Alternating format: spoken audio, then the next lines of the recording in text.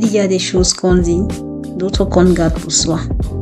Ici, c'est un espace flou, à mi-chemin, entre le silence et le trop-plein, où je parle de ce que je vis, ce que je ressens, ce que je ne dis pas toujours, des jours doux, des nuits rudes, des pensées qui claquent, des souvenirs flous. C'est mon monde, peut-être le vôtre aussi. Bienvenue dans Aide-moi tout le monde.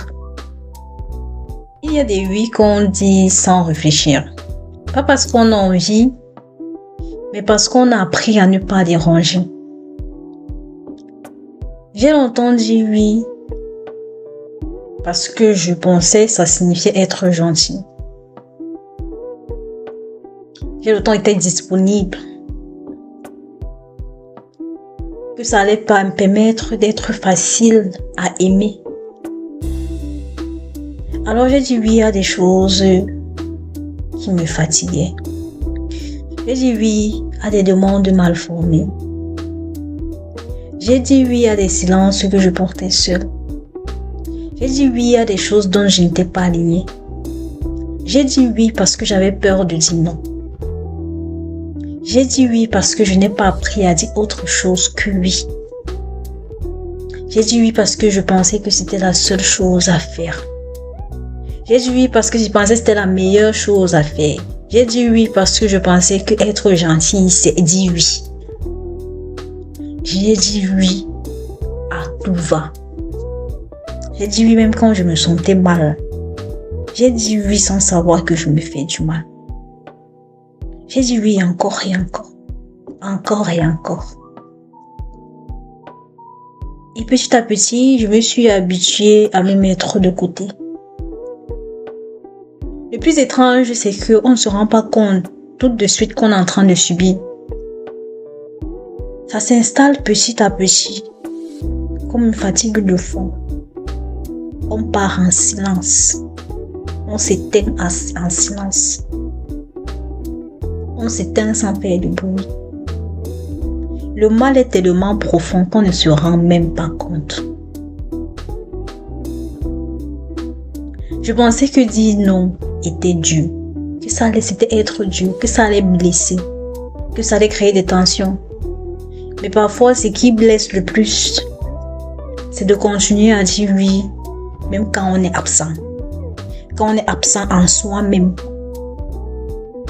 continuer à dire oui. Je sais que beaucoup parmi nous sommes dans cette sphère-là, dans cette bulle-là, ou bien on a été dans ça. Sortons de là, ce n'est pas bon. Aujourd'hui, j'apprends pas à être dur, pas à me justifier non plus, juste à être clair. J'apprends à dire non.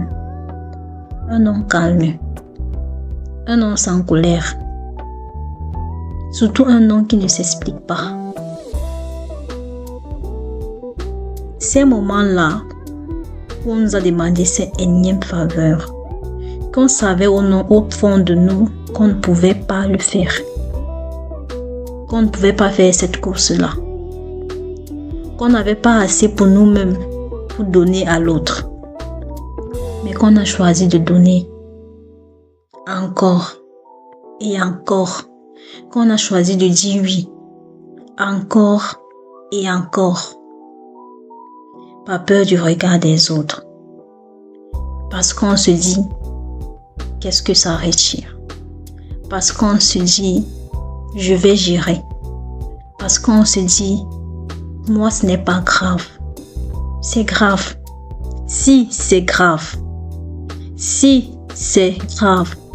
Pourquoi? Parce que ces oui-là sont des oui qui fatiguent, sont des oui qui nous épuisent, sont des oui,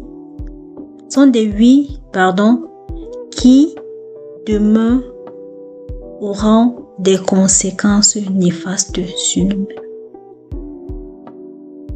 Un jour, j'ai compris que je ne subissais pas toujours les autres, que parfois je me subissais moi-même. Je vais vous raconter une anecdote qui s'est passée avec un ami à moi. Un jour, nous sommes en train de causer, comme on a l'habitude de le faire. Et un peu moins ces derniers temps quand même. Un jour, il me dit, j'ai décidé d'être égoïste. J'ai décidé d'être égoïste. Je comprenais pas trop pourquoi il est dans le délire là. Et tout. Il m'a dit, ce n'est pas seulement le worst case. Ce n'est pas seulement la fin.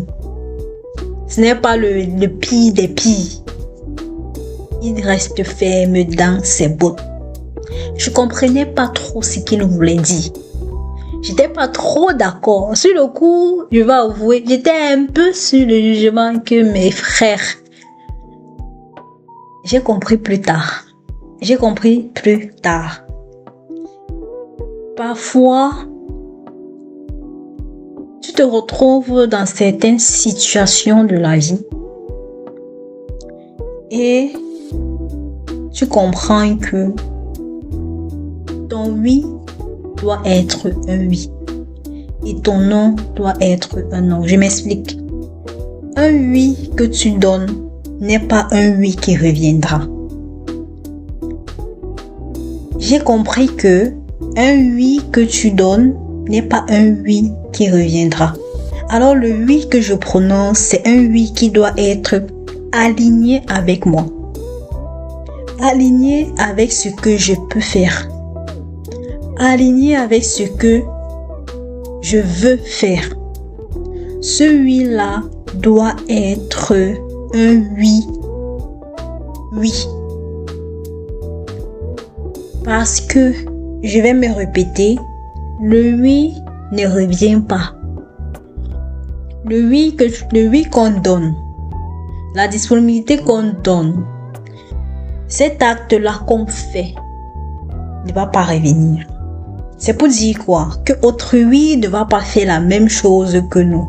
Donc, il faudrait que nous soyons très conscients quand nous faisons des choses, quand nous faisons des choix, quand nous rendons service. Dire non, ce n'est pas rejeter, c'est choisir sans bruit. C'est se choisir sans bruit, sans colère. Dire, ce n'est pas être dur.